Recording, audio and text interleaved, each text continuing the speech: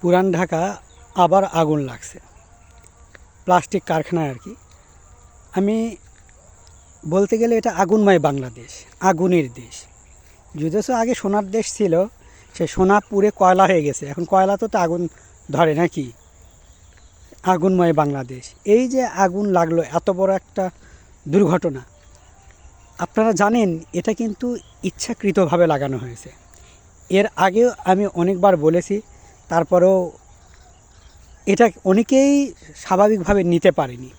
কিন্তু আমার কাছে মনে হয়েছে যে বাংলাদেশকে পুড়িয়ে শেষ করে দিবে। আপনি জানেন ধীরে ধীরে বাংলাদেশ, বললাম না, পঙ্গু হয়ে যাচ্ছে।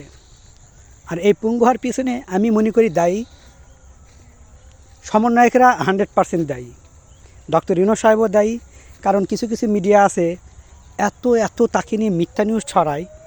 ডক্টর ইউনূস সাহেবের নাকি ডাকে প্রকৃতি সাড়া দিল, উমুক হলো, ধাক্কা হলো, মানে ভারত হেগে ফেললো, তার কত রকমের নিউজ।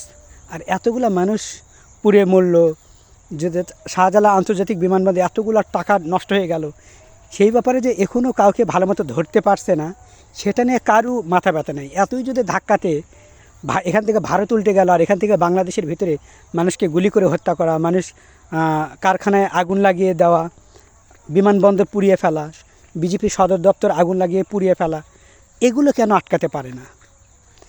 তাহলে ধাক্কা আগে নাকি আগে নিজের প্রাণ বাঁচা, কোনটা? আমাদের দেশে কেউ নিরাপদে নেই। আমাদের দেশে, আবারও বলছি, আপনারা যাদের অ্যাবিলিটি রয়েছে অন্য দেশে যান, অন্য জায়গায় গিয়ে থাকুন, অন্তত বেঁচে থাকবেন রে ভাই। বাংলাদেশের নোংরা রাজনীতির কারণে সাধারণ মানুষের জীবন অতিষ্ঠ হয়ে গেছে।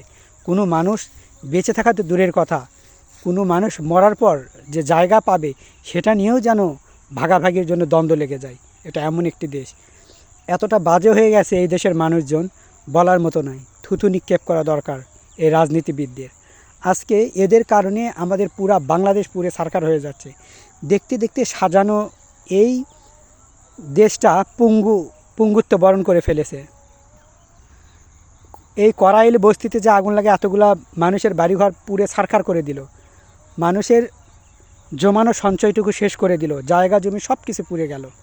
এরপরে দেখেন আজকে এই যে পুরান ঢাকায় যেভাবে আগুন লাগছে, সব কিছু ছারখার হয়ে যাচ্ছে একের পর এক। বাংলাদেশে কোনো মানুষ বাঁচতে পারবে না, বাংলাদেশে কোনো মানুষ বাঁচতে পারবে না, এটা চরম সত্য কথা। এর চেয়ে মানে চরম আর কিচ্ছু নাই। এমন একটা সময় আসবে যে, বললাম না গৃহযুদ্ধ, বাংলাদেশের মধ্যেই যে গৃহযুদ্ধ চলছে, যুদ্ধ লেগে গেছে, এর মধ্যে কোনো ভুল আছে? আমাদের দেশেই তো এখন মানে নীরব যুদ্ধ চলছে, যেখানে কেউ কাউকে কিছু বলা যাবে না, রাজনীতিবিদরা যা বলবে সেটাই।